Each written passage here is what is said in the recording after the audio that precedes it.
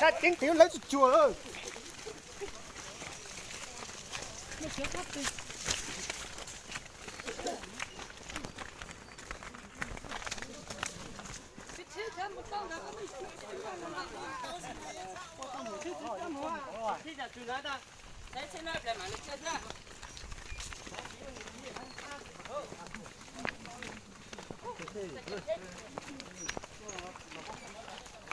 Cái kia một con này chắc là này hả?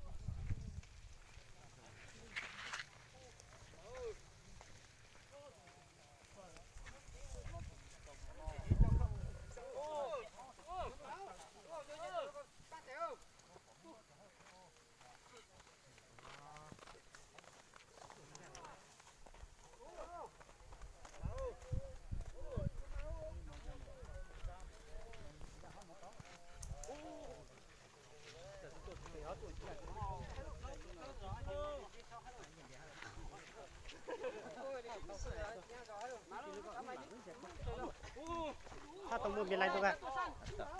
Này hơi nhất tí rồi tí à?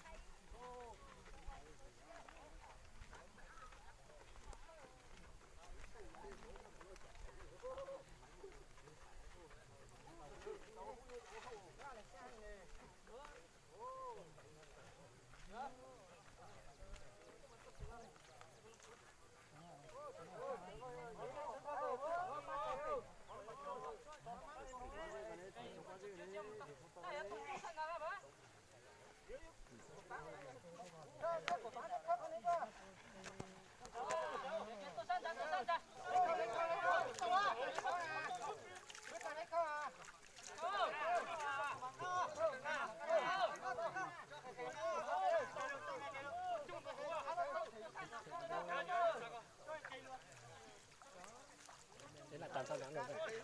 Được không?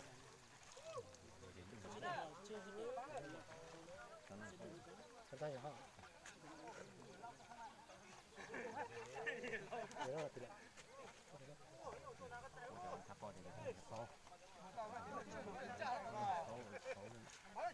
Phảiไปเช็คหัวถั่ว Trời ơi.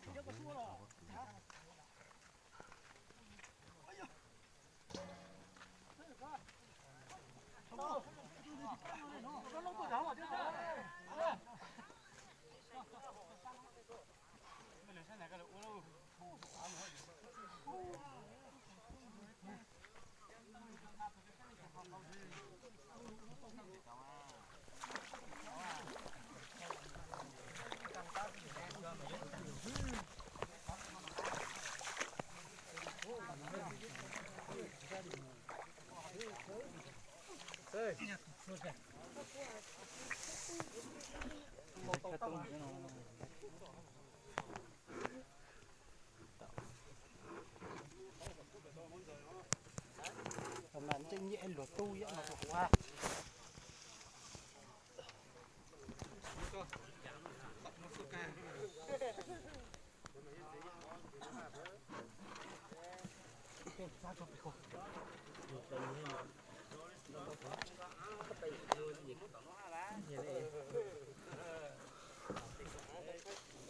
không nó khu đi trả đi được à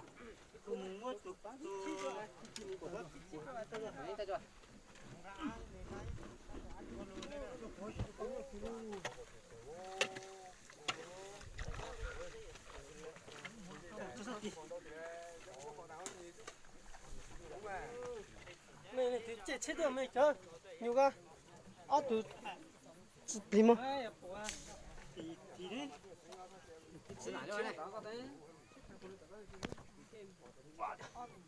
chết to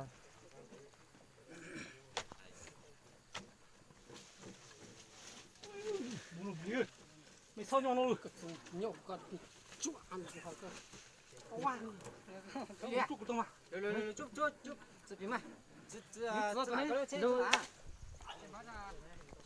chụp phim mà tao tụi nó dễ cả dễ đấy tôi hả tôi chụp vào tao này cho tôi đến bắt chụp thì ha nó phải dễ nó chụp té mà mỗi từ lấy xe mấy mỗi ăn lúc qua bít và bít luôn mấy mà sợ ra nó